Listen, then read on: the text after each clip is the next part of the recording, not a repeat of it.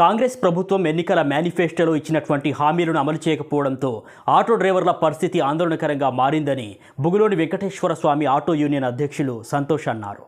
తెలంగాణ రాష్ట్ర వ్యాప్తంగా చేపట్టిన ఆటో యూనియన్ బంద్ ఉమ్మడి రేగొండ మండలంలో విజయవంతమైంది. మండలంలోని శ్రీ బూగులోని వెంకటేశ్వర స్వామి ఆటో యూనియన్ ఆధ్వర్యంలో బంద్ను చేపట్టారు. ఆటో కార్మికులంతా బంద్లో పాల్గొన్నారు.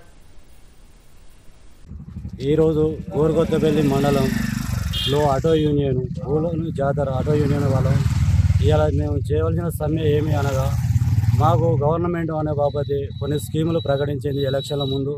అది ఒకటి ఈ పథకం కళ్యాణ లక్ష్మి అనే పథకం ఒకటి తీసుకొచ్చి ఆటో డ్రైవర్లను ఈ రోజులలో ఫ్రీ బస్సు నడపడం వలన మేము ఉపాధి కోల్పోతున్నాం.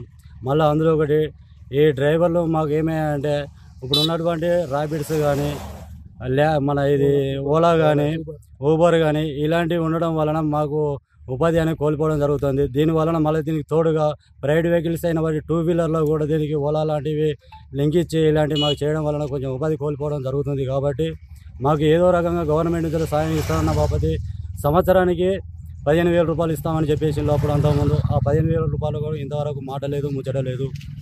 ఇలాంటివి స్కీమ్లు మాకు ఇచ్చి మమ్మల్ని ఆదుకోవాలని కోరుకుంటున్నాం.